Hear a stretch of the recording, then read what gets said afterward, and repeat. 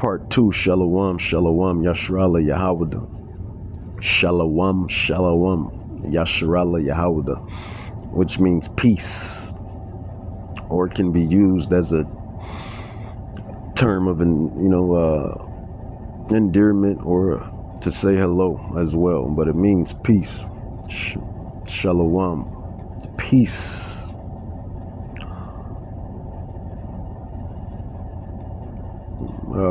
Let's get the scene. Here's the scene.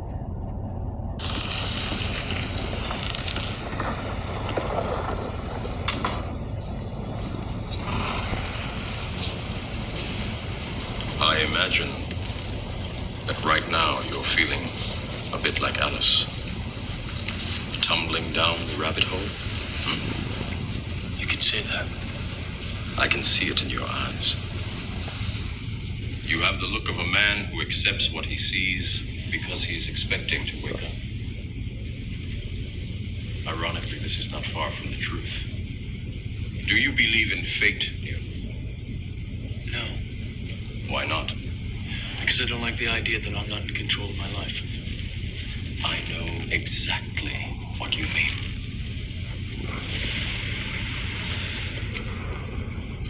Let me tell you why you're here. You're here because you know something. What you know you can't explain, but you feel it. You felt it your entire life. That there's something wrong with the world. You don't know what it is, but it's there. Like a splinter in your mind, driving you mad. It is this feeling that has brought you to me. Do you know what I'm talking about? The Matrix. Do you want to know what it is? The Matrix is everywhere. It is all around us. Even now, in this very room. You can see it when you look out your window or when you turn on your television. You can feel it when you go to work, when you go to church, when you pay your taxes. It is the world that has... All right, because all of those things are all lies, basically, especially if you're from the stock of Abraham, Isaac, and Jacob, Judah, Benjamin, Levi, Naphtali, Gad, Reuben, Issachar, Ephraim, or the Israelites. We are supposed to be the head, but according to prophecies, we are the tail, but we are really the head. The Israelites, God's people, God's children, the Hebrew Israelites, from Judah all the way down to Naphtali, Naphtali all the way back up to Judah. been pulled over your eyes to blind you from the truth. What truth? That you are a slave, Neo. Like everyone else, you were born into bondage. Born into a prison that you cannot smell or taste or touch. Exactly. But the elect, we have been wakened by Yahweh, by Hashem Yahushai. We do taste, we do smell, we do see, along with the disciples and the apostles. In this case, the great Apostle Paul. Now I'll go read it again. It says, Apostle Paul, chapter 7, verse 17 on down. It says, now then it is no more I that do it, but sin that dwells in me. For I know that in me dwells in my flesh, dwells no good thing, for to will is present with me. But how to perform that which is good I find not. For the good that I would I do not, but the evil which I would not, that I do. Now if I do that I would not, it is no more I that do it, but sin that dwells in me. Bondage, Neo. Bondage. Neo, spirit versus flesh. And Neo represents the elect, really the Israelites. The elect, awoke person, the elect. It says, for not This is Salak. This is for the good that I would, I do not. But the evil which I would not, that I do now. If I do that which I would not, it is no more I that do it, but sin, iniquity, the flesh that dwells in me. I find then a law that that when I would do good, righteousness, when I do keep the commandments, when I do my due diligence, my lessons, my highways and hedges, going out on the highways and hedges, doing my digital epistles, my lessons, stand in the spirit, stand tapped in, work in righteousness, work in the spirit. I find then a law that when I would do good, evil,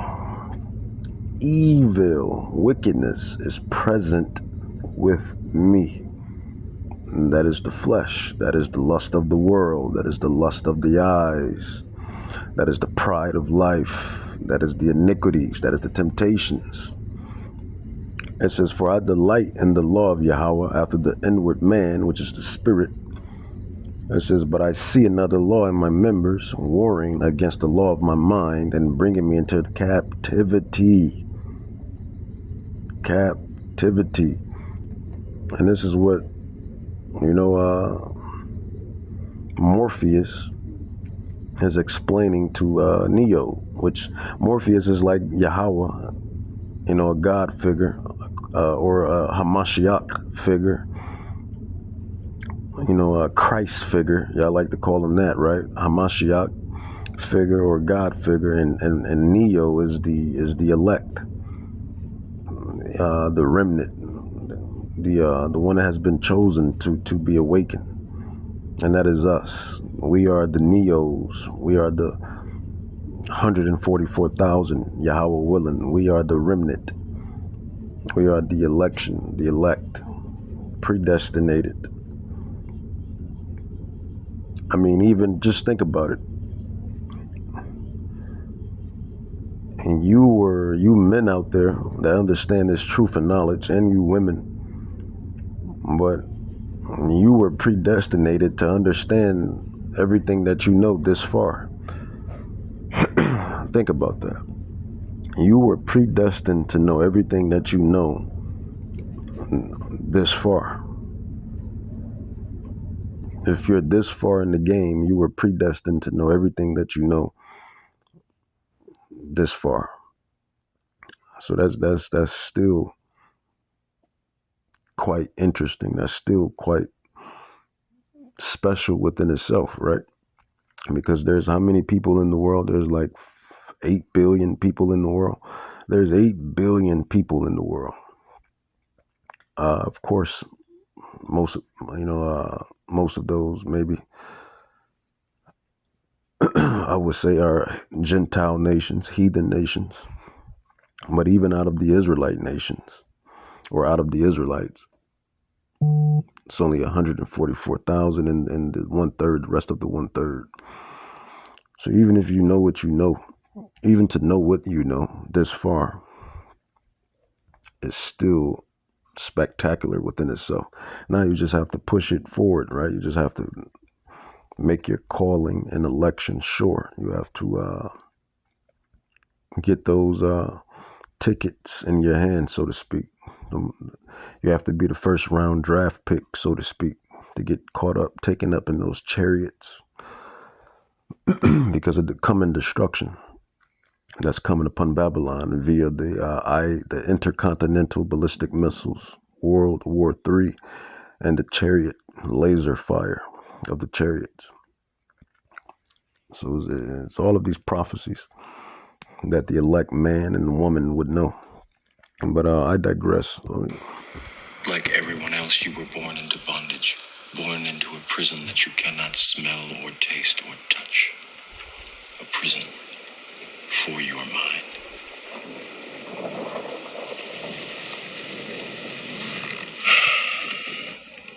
Unfortunately, no one can be told what the Matrix is. You have to see it for yourself. Well, the elect, we know what the Matrix is. It's nothing but Esau's lies and deception. That is what the Matrix is. Esau's lies and deception, and really all of the rest of the nations that conspired, according to Psalms 83, 1 through 6. The Ishmaelites, the Hamites, the Amalekites, the Moabites, the Ammonites, all of these heathen nations that conspired against the Israelites. That is the matrix, deception. That is what the matrix is, deception, lies.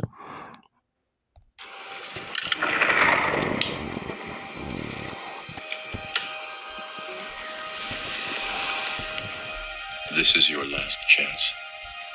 After this, there is no turning back. You take the blue pill. The story ends. You wake up in your bed and believe whatever you want to believe. You take the red pill. You stay in Wonderland. And I show you how how far deep the rabbit hole goes. One of the greatest scenes in cinema. Definitely top 3, in my opinion. But the elect, we have taken the, I believe it's the red pill, right?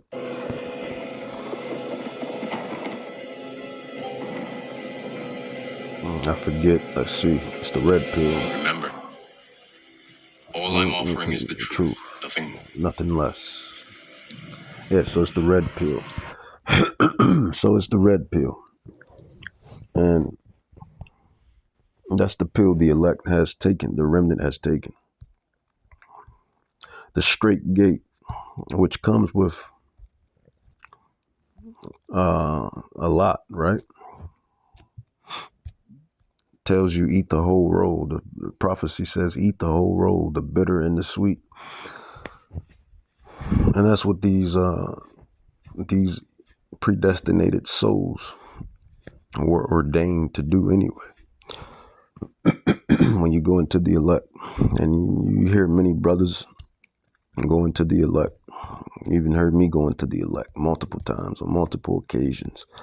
But the elect have taken the red pill, not only in the physical, but in the spiritual. So we understand both. We see the bigger picture. The bigger picture is Hamashiach Yahushai, who they call Jesus Christ, returning to destroy this temporary place, which people call home, right? Or America, or Africa, or Israel, or any place, Australia, Brazil.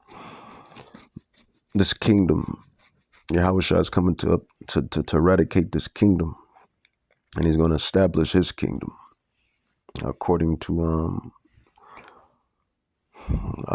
Isaiah 63, 1 through 6, which is prophecy, according to Revelation 6, 14 through 17, which is more prophecy, according to 2nd Esdras 13, 5 through 18, which is even more prophecy.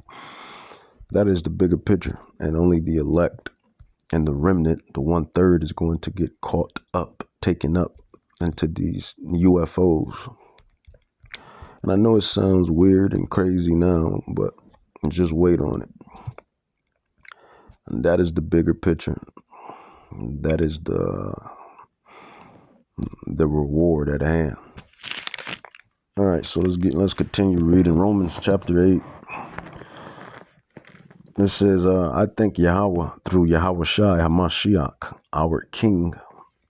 So then, with the mind, I myself serve the law of God, but with the flesh, the law of sin. It says there is therefore no condemnation rather to them which are in Hamashiach Yahushai.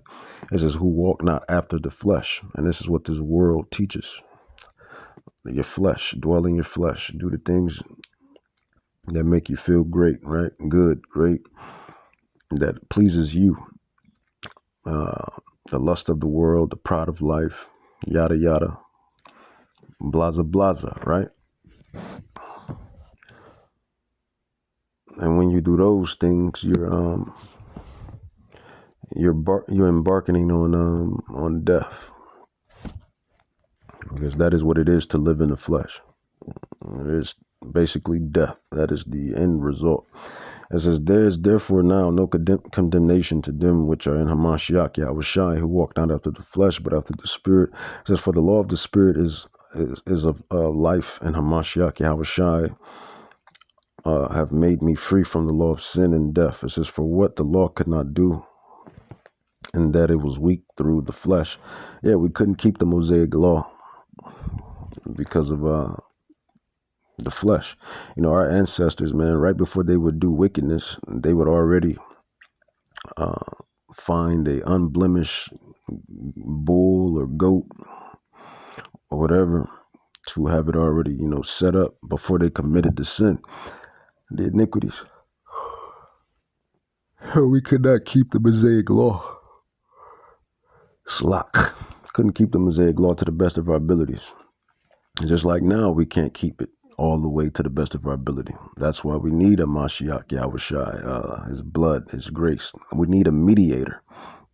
That's why you Israelites that don't believe in a Mashiach Yahushai,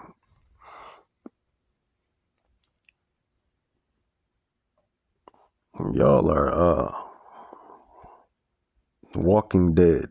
I wanted to say something else, but I'm going to keep it PG, right? But y'all are the walking dead, man. You got Israelites that don't believe in who, Yahushai, Hamashiach, but the world calls him Jesus, right? You got Israelites that don't believe in the mediator. You're the walking dead. All of you are the walking dead. Dead men and dead women walking, and dead children. Because if you got children, you made children, they're dead too. Dead people walking. That is what you are if you don't believe in Hamashiach, Yahushai, the son of Yahweh, of who you call God. It says verse 4. It says that the righteousness of the law might be fulfilled in us who walk not after the flesh, but after the Spirit. It says, for they that are after the flesh do mind the things of the flesh, but they that are after the Spirit do the things of the Spirit. That's simple. There's nothing hard about that. It says, for to be carnally minded is death, but to be spiritually minded is life and peace. Because the carnal mind is enmity against Yahweh. See, this is why you can't be carnal or fleshly, because it's straight static with the Creator. It says Yahweh, for it is not subject. It says, for it is not subject to the commandments of Yahweh, neither indeed can be. Right, because you're going to commit adultery, you're going to commit fornication, you're going to steal, you're going to covet, you're going to envy, you're going to, see, the thing when it comes to hate, and it takes us scholars and prophets to really understand, when Yahweh says you're not supposed to hate, he's talking about the children of thy people. You got to understand who this book is for. This book is about the Israelites. This is an Israelite book about the Israelite people. It tells you, hold not a grudge, which is when you consider a grudge a form of hate, animosity. It says, hold not a grudge against the children of thy people. So we can hold a grudge against other nations, but that's something deeper. You know, you Christians, you don't understand this book. We understand the book. I can hold a grudge. I can have some animosity towards these heathen nations if I choose to do so. For all of for what they have done to the Israelites, to my people, to my nation. It literally tells you that in the Torah, hold not a grudge against the children of thy people. Can't have a grudge against your own people, the Israelites. But I can have a grudge and have some form of animosity towards you heathens if I choose to do so. And that is decent. Makes sense when you think about it. Here you have a people that has committed iconoclasm, whitewash, rape, pillage, lied, committed deception, killed, murdered, stole, raped, molest, burn, cooked, eat, conspired against. And you're going to tell me I can't have a grudge or have some type of animosity? It don't make sense. That in itself don't make sense. But that's something deeper, and that's another lesson. But back to the current lesson. It says, for if you live after the flesh, it says, if you live after the flesh, you should die. But if you through the spirit and do mortify the deeds of the body, you shall live. And that is the whole point of what Apostle Paul, a Israelite from the tribe of Benjamin, from the tribe of Benjamin, he's an Israelite. And he's talking to the Israelites. These epistles. I guess the Spirit just got me bringing it out. These epistles, Romans, Thessalonians, Corinthians, Ephesians, these are all letters that were distributed to the Israelites that lived in these different places. It wasn't for everybody. But I digress.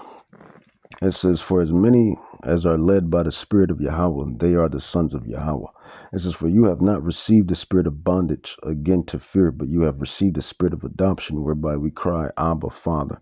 It says, the Spirit itself bears witness with our spirit that we are the children of God, the Israelites. Romans 9:4. It says, and if children, then heirs, heirs of Yahweh, and joint heirs with Hamashiach. It says, if so be that we suffer with him, that we may be glorified together. And that's another thing, that the spiritual and physical metamorphosis, going through this spiritual battle before the spiritual and physical metamorphosis, which is glorification, which is to be glorified. We have to suffer these things. What the Israelites have been doing, feel like for eons. It says, and if children, then heirs, heirs of Yahweh, and joint heirs with Hamashiach, if so be that we suffer with him, that we may be glorified together. Yeah, we're going to get those God bodies. We're going to get those God bodies. Immortality. If you watch animes, one of my favorite animes is DBZ. You see these sayings, and it's really representing the Israelites, black people. They go through all these battles to get stronger and basically become gods. And that's really what you Israelites are doing. It's really what you Israelites are doing, the elect.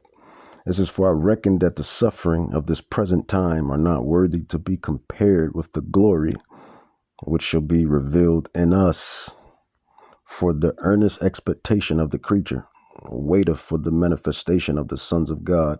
It says, for the creature was made subject to vanity. Right, we were made to sin. Stupid Christians. Silly Bible casuals. It says, for the creature was made subject to vanity, not willingly, but by reason of him who hath subjected the same, in hope the second covenant, a new covenant. Hebrews 8:8, Jeremiah 31:31, Ezekiel 36:26. I will put my covenant, my spirit in your inward parts. That's the new covenant. That's the glorification, the immortality, God. Psalms 82:6, John 10:34. To be gods amongst mortals. It says, for the creature was made subject to vanity, not willingly, but by the reason of him who hath subjected the same in hope, because the creature itself, which is creation, also shall be delivered from the bondage of corruption. And this case is talking about the humanity, chiefly the Israelites. The creature should be delivered from this bondage. And this is what I've been going through this whole lesson. Spiritual and physical metamorphosis. This flesh, this body here, spiritually speaking and physically speaking, because you got people, Israelites, that don't take care of their bodies. They eat all type of garbage, that don't work out, that don't do a jumping jack, a jump rope, run, sweat. So even then, you got Israelites that's That's toe up like that as well. But spiritually speaking, this is what this really is getting at. It is, for the creature was made subject to vanity, not wittingly, but by reason of him who have subjected the same in hope, because the creature itself also should be delivered from this bondage of corruption into the glorious liberty of the children of God, glorified, salvation, immortality. It says, for we know that the whole creation groans and travails into pain together unto now. It says, and not only they, but ourselves also, which have the first fruits of the Spirit, that is the elect, even with ourselves grown within our own selves, waiting for the adoption, and that is to be glorified. So that is what's at play right now, man. That is what's at play. Give a damn about these worldly riches, these worldly women, the lust of the world, the lust of the eyes, the pride of life. Don't get it twisted. We're mortals, but we're not just any mortals. So we fall subject at certain times. We fail at certain times, but we understand what's at play. Turning back. You take the blue pill. The story ends. You wake up in your bed and believe whatever you want to believe. You take the red pill. You stay in Wonderland. And I show you how deep the rabbit hole goes.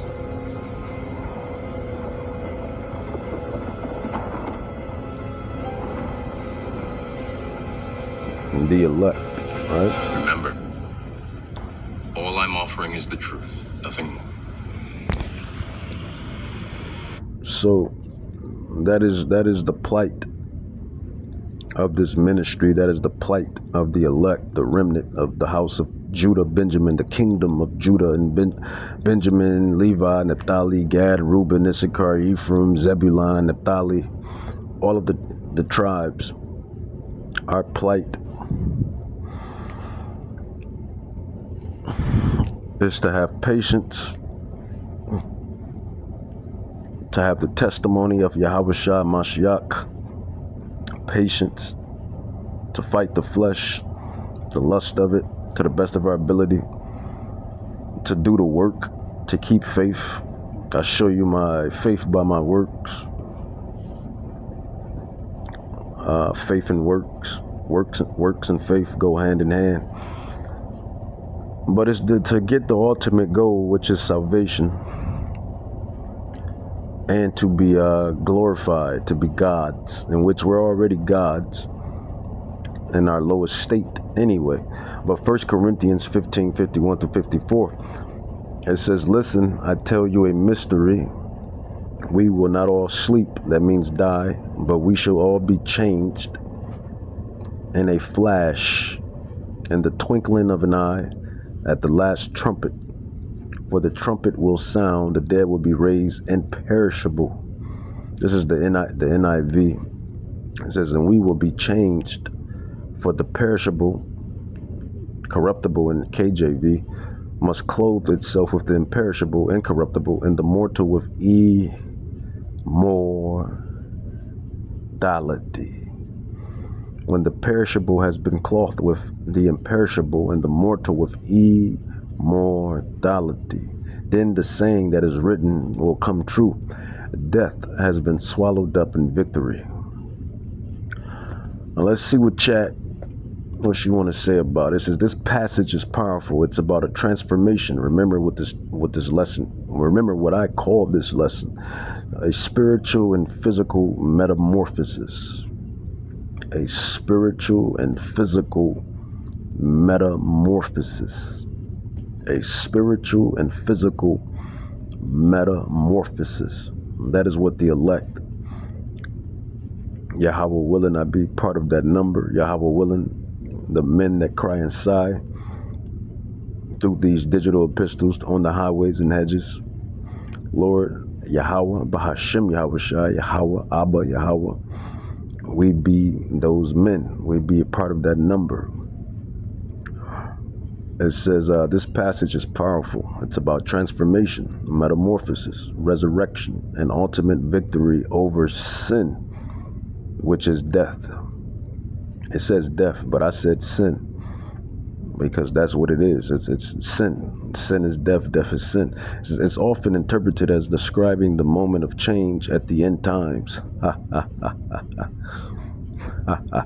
See, you people think this shit is games and giggles, but this stuff is real, realer than what you think, realer than what you can conceive.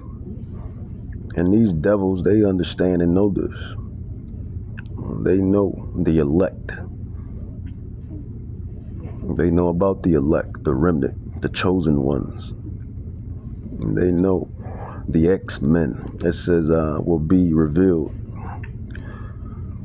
will be prompt in the day. It says in prophecy, prophetic. It says this passage is powerful. It's about transformation, resurrection, and ultimate victory over sin. Chat says death, I say sin, because that is what it is. It says it is often interpreted as describing the moment of change, metamorphosis, at the end times when mortality, this mortal body. See, we're mortals, but we're not just any mortals. If you've been following my ministries, I tell you that all the time.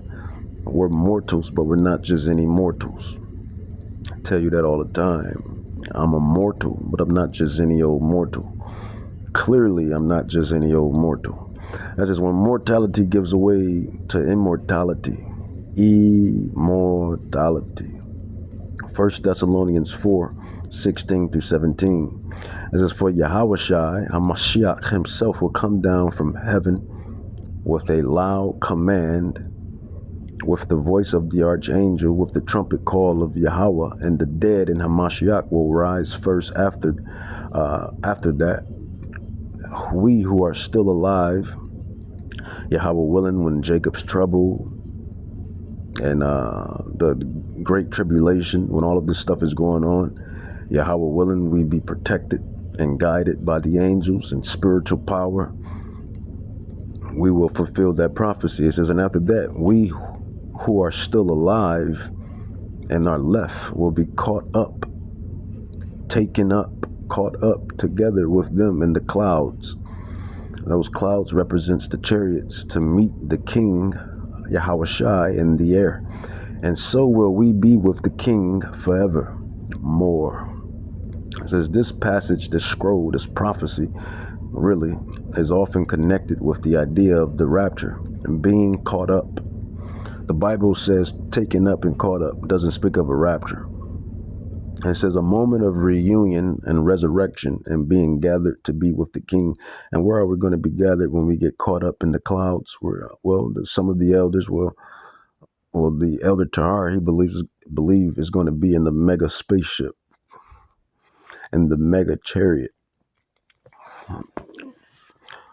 I don't know just yet, so I'm not going to speak on it. But if he says it's going to be a mega chariot, then let's see. But I know they're going to be chariots that's going to beam up, take up the elect.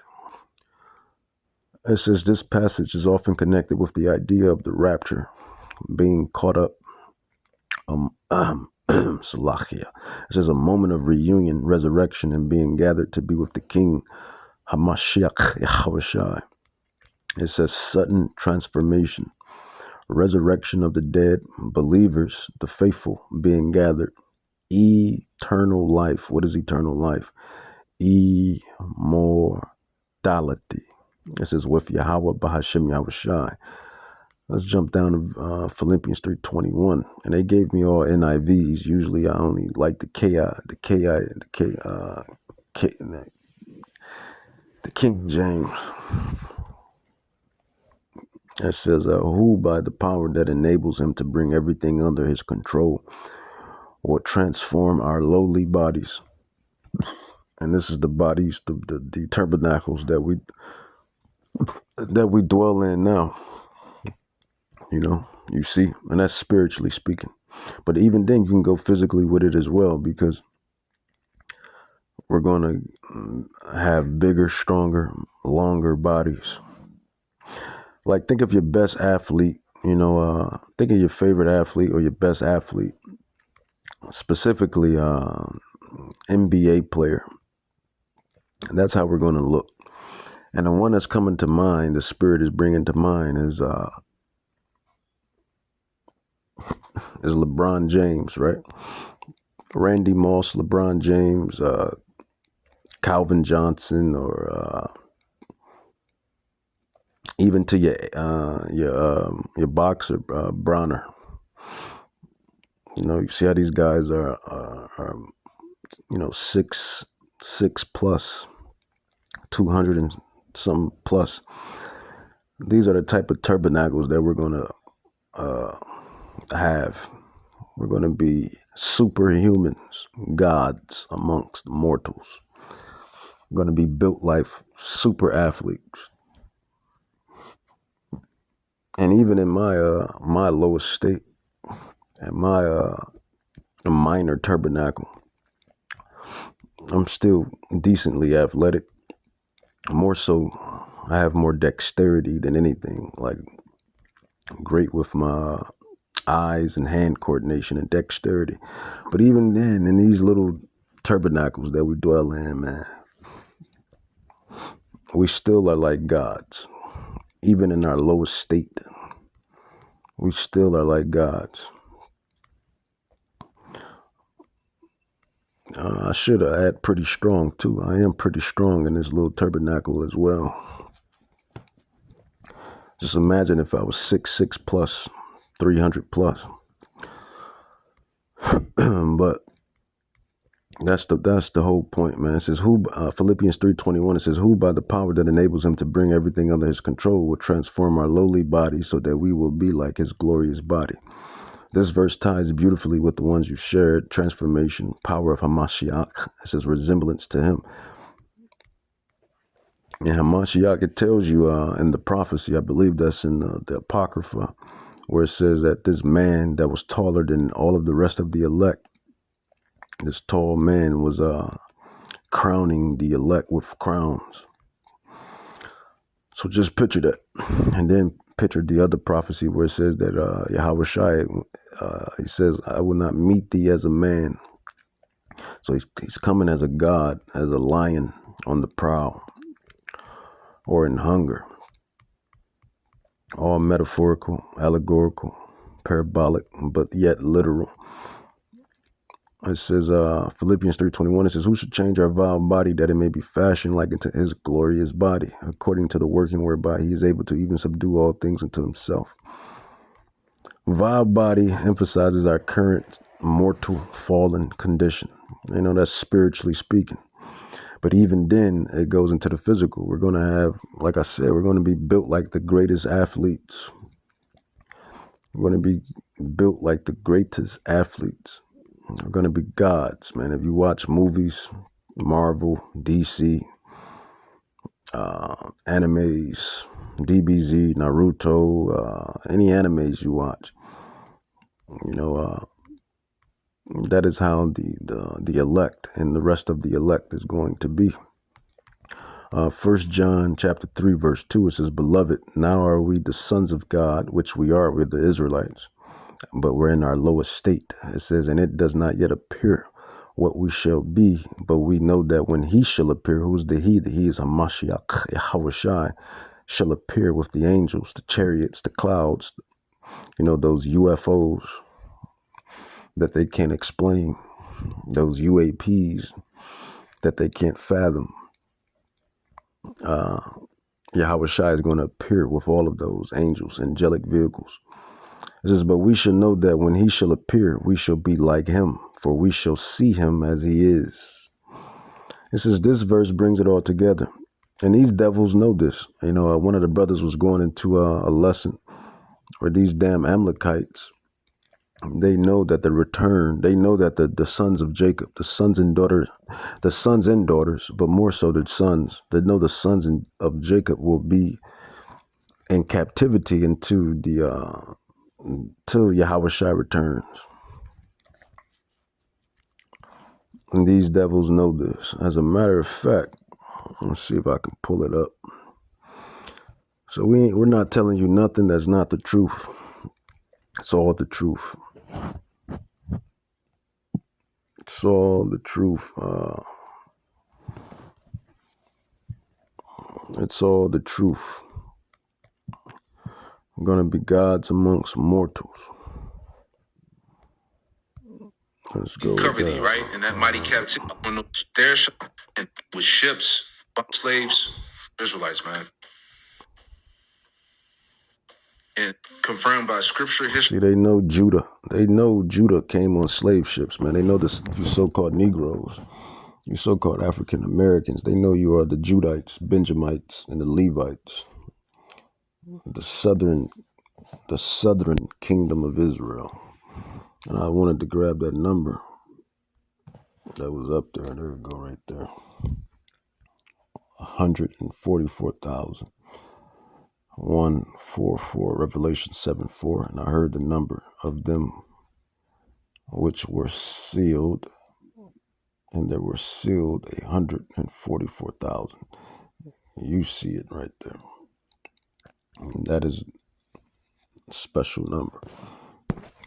But they know that the so-called Negroes, African Americans, blacks, are the southern kingdom of Judah, which consists of the Jamaicans and the Haitians, which is the southern kingdom, which is Judah.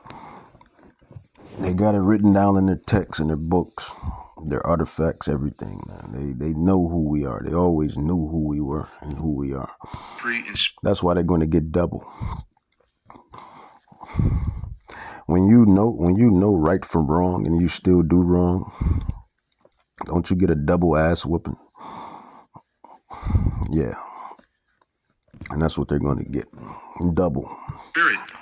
The so-called African Americans, West Indians, and descendants of West African slaves in the Americas are the children of Judah, the southern kingdom of Israel. This is Yahweh's truth. Whether the heathen scoff or 2/3 reject it, it remains unmovable. All right.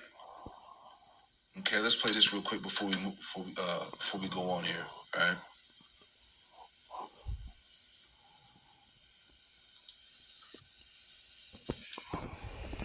There's Newbeck who wrote this one. Now, since the Charzarians have been kicked out of all these countries, now you start to understand. Now, other stuff that we throughout West and I just want something I want specifically where these heathens, the Edomites, Amalekites, heathens, they know that Jacob, they will have the Jacobites in captivity until Yahushua returns. They got this written down in their own artifacts. Central. That's the point I'm trying to get to Africa. In this video. Off the backs of our people, the slaves, these heathen nations, all right?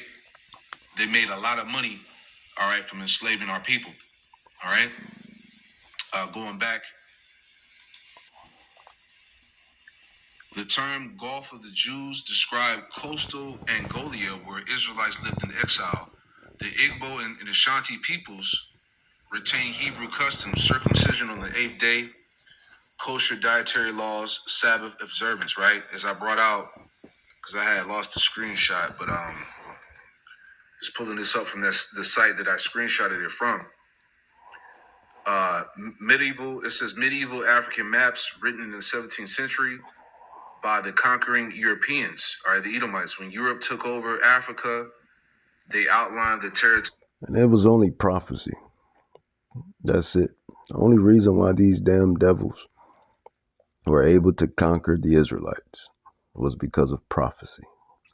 As I always say through these ministries, no mortal can stop prophecies. You can't stop divine intervention. You can't stop divine judgment. These devils see us. They see the so-called black, Hispanic, and Native Indian man and woman. They see how gifted and talented and athletic and strong and fast we are. And they know in their right minds, how the hell did we conquer such a people? I know they asked themselves that. How the hell did we conquer such a people? It had to be divine intervention and divine judgment. And they're movers and shakers. Rothschilds, Rockefellers, DuPonts, Oppenheimers, Henry Kissingers, George Soroses, All of these damn devils, Bilderbergs, they all know the truth. Nothing but the truth. They know by divine judgment and divine intervention, they were able to conquer the Hebrew Israelites. Come on, man. He only conquered us through divine judgment and divine intervention. That was it. One black man can take 4 of you damn heathens. You see the athletes. You see the intelligence of all the Israelite slaves that built every damn thing, built this whole infrastructure. You see the athletes. You see the soldiers. You see it. And I know these devils ask themselves this: how the hell were we able to conquer such a gifted and talented and intelligent people? By divine intervention, by divine judgment. That is why. And what goes around always comes back around. Story for 2 kings, King Louis of France and King Joseph of Britain. These maps are called the Danville and Emmanuel Bowen maps of 1747, which you get this image here, of the slave auctions. Okay, slaves for sale, right? From Hebrews to Negroes, right? It says, number 2 African map called Negro Land, and the adjacent countries, also Upper Guinea, showing the principal European settlements. This is not what I want to get to a certain point. In West Africa. Let's get to a certain point. Slave more. African slaves. Oh yeah, that's the slave coast right there. The infamous Yehudi or Yehuda slave port in Benin, West Africa. See, you so-called Americans, you so-called black Americans and African Americans, you forget because you don't read, for 1, and then 2, you don't pray, for 2, and 3, you don't question, for 3. But our people were sold from this port, slave port in Benin, West Africa. African slaves were scattered to the 4 corners of the earth from this port. As you can see, this port right there. That port, Judah.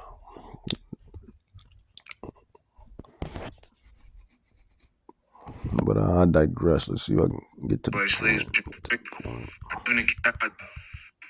Edomite by William Beeston, right? 4. And it's a good book as well, right there. The Roman Empire, the Empire of the Edomite. The Roman Empire, the Empire of the Edomite.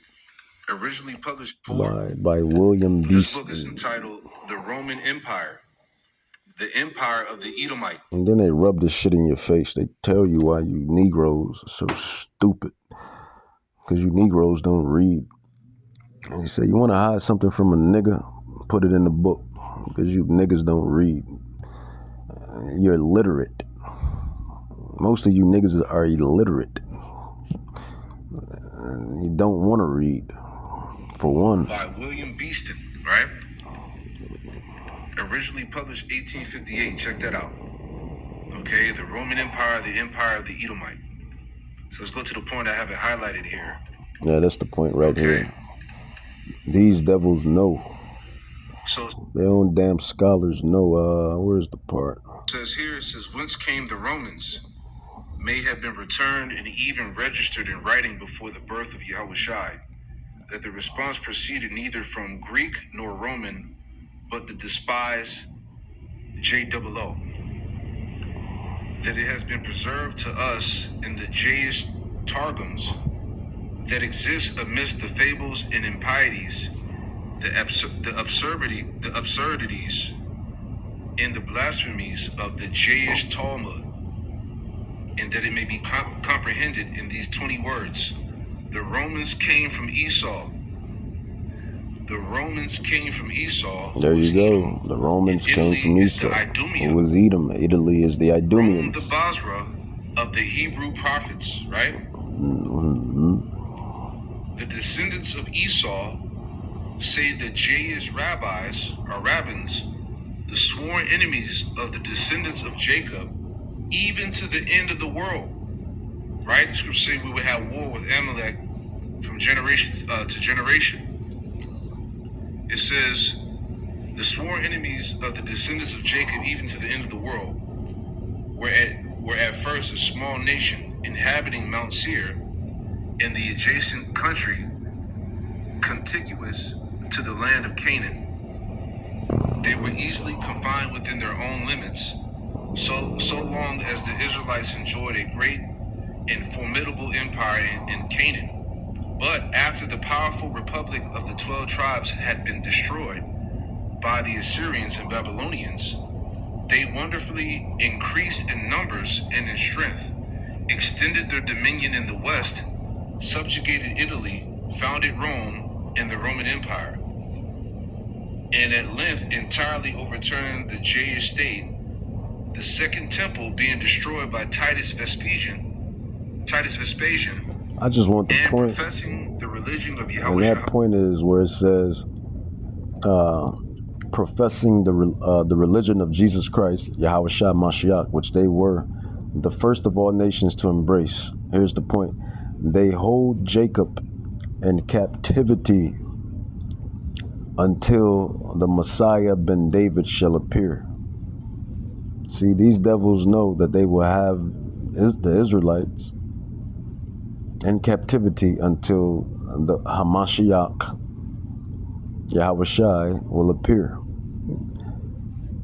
It says, they hold Jacob in captivity till the Messiah ben David shall appear. The rabbins further assert that the prophecies of the prophets against Esau, Edom, and that's who we are. We are the prophets, the servants, the disciples. We couldn't help to be who we are. This was predestinated, right? This is called destiny, predestination. Who would have known that we were to be predestined servants, disciples, prophets, and future Babylon? Who knew that? Nobody knew that, right? It says they hold Jacob in captivity until Hamashiach Yahweh Shai returns. It says Messiah ben David shall appear. The rabbins further assert that the prophecies of the prophets against Esau, Edom, and the cities of Edom have as yet received but a partial accomplishment, and that they will obtain their fulfillment in their punishment and destruction of Rome, Christian. They designate the eternal city, and what is that? Impious Rome. They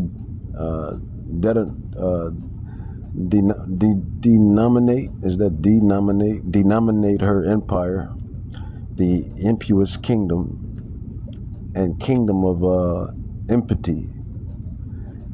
It says, and they believe that the son of David will not come until the impious kingdom shall have been extended over the whole world, such as the tradition of the rabbins. So they're scholars, these Edomite scholars. They know the prophecies. Mashiach, which they were the first of all nations to embrace. They hold Jacob in captivity till the Messiah, son of David, shall appear. That's heavy, man. That's the point. All right, so these devils, all right, they know that they're gonna hold us in captivity. They know the about Messiah us. Appears. Right? They know about us, man. They know. I told you this in many lessons before, man. The antagonist always knows about the protagonist. You see it inside movies. You see it inside TV shows. You see it. The antagonist, he knows a little something. Well, not even so much a little something. He knows about the protagonist. And eventually the protagonist knows something about the antagonist. Or eventually they get to know one another. This is you can't make this shit up. You can't make this shit up, man. You just can't make this shit up. It says they hold Jacob, the Jacobites, the Israelites, the 12 tribes, you so-called Negroes, African Americans, Haitians, Jamaicans, Mexicans, Puerto Ricans, Dominicans, Colombians, Brazilians, they hold Jacob in captivity until Messiah ben David shall appear. That is basically Hamashiach, Yahushai. The Rabbins further assert that the prophecies of the prophets against Esau, Edom, so-called Caucasian man and woman and child, the Idumeans, the Edomites, have as yet received a partial accomplishment, and that they will obtain their fulfillment and punishment.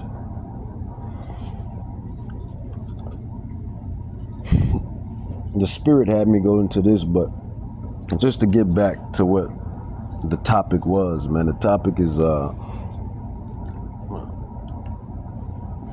spiritual and a physical metamorphosis.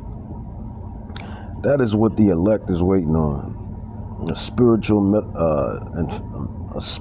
and physical metamorphosis to be gods amongst the earth, in which we're already gods in our lowest state, but we're going to be even more gods in our highest state. And these devils know all about it. Clearly, these devils know about it. It's all written in their scholarship. They know about the prophecies. They know about Idumea. They know about the return of Hamashiach. And they know that they are the Edomites, the Idumeans, Esau, Mount Seir. And the antagonist always knows about the protagonist, and the protagonist always knows about the antagonist. You know, this thing boils down to Jacob and Esau, Esau and Jacob. And let's grab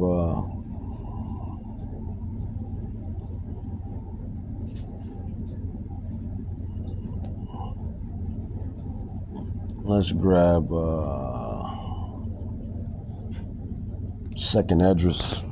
Let's grab Second Esdras 6 verse 9. Second Esdras. See, we're the real prophets, the real servants, the real disciples. Clearly, obviously.